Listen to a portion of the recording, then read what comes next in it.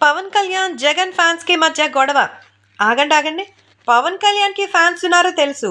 జగన్‌కి కూడా ఫ్యాన్స్ ఉన్నారా? తనకున్నది పేటీఎం బ్యాచ్, వాలంటీర్లు వీళ్ళే కదా! మళ్ళీ ఫ్యాన్స్ అంటారేంటి కొత్తగా? ఫ్యాన్స్ అంటే పాపం ఫ్యాన్స్ ఫీల్ అయిపోతారు. ఫ్యాన్స్‌కి అర్థం తెలీదు. ఏందో ఈ ఫ్యాన్స్. మొత్తానికి ఫ్యాన్ పదం అయితే ఇప్పుడు ఊత పదంగా మారిపోయింది. సో, మొత్తం జరిగినటువంటి మ్యాటర్‌లోకెళ్ళిపోదాం. 'యాత్ర 2' రిలీజే దీనికి కారణం. సో, ఇప్పటికే సోషల్ మీడియాలో వచ్చే పోస్టులు చూస్తుంటే కడుపు చెక్కలయ్యే కామెడీ అయితే వినిపిస్తోంది.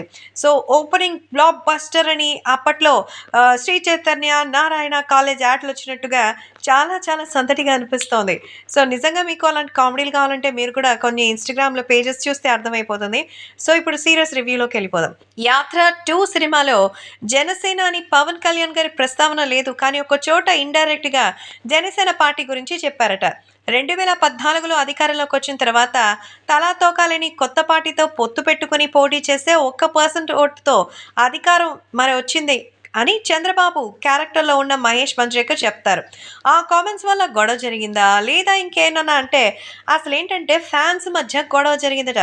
అసలు 'యాత్ర' రిలీజ్ అయ్యి హిట్ అయిందంటే అబ్బా! అది నిజమని చెప్పుకోవచ్చు. ఎందుకంటే రాజశేఖర రెడ్డి గారు నిజంగానే కష్టపడ్డారు. పేదల పాలిట ఒక మంచి సీఎంగా పేరు తెచ్చుకున్నారు.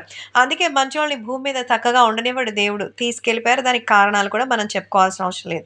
సో, ఆ సినిమా మంచిగా హిట్ అయింది. ప్రేక్షకులు కూడా చూసి బాగా ఎంజాయ్ చేశారు.